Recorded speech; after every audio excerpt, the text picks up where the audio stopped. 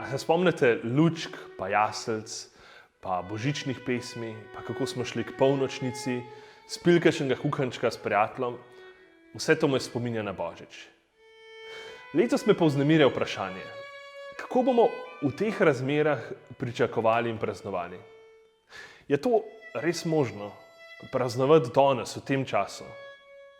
Mogoče je prav sedaj, ko nam je marsikaj odvzeto, čas, ko bomo resnično imeli prostor za to, kar je bistvo adventa in božiča, za prihod Boga.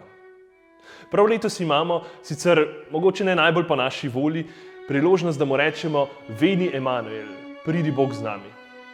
Ko smo torej razmišljali o letošnjem adventnem času, ki bo res poseben, smo se sporazumeli, da potrebujemo prav to. Kako v katerikoli stiski z vero v Boga videti skozi vsakršno temo? In ko smo se odločali, katera knjiga Svetega pisma bi bila najbolj primerna za ta adventni čas, je bilo hitro jasno, da je pravi odgovor na to knjiga Psalmov. Vsak teden bomo v nedeljo objavili video, ki vas bo uvedel v temo tistega tedna. V priročniku najdete psalme, ob katerih bomo molili in premišljevali. Za vsak adventni teden po 3 psalmi. Kakšen je torej načrt? Ti, Sveto pismo, trenutek miru v zgodnjem jutri ali poznem večeru, odprto srce in čas za vajo. Samo ti in on.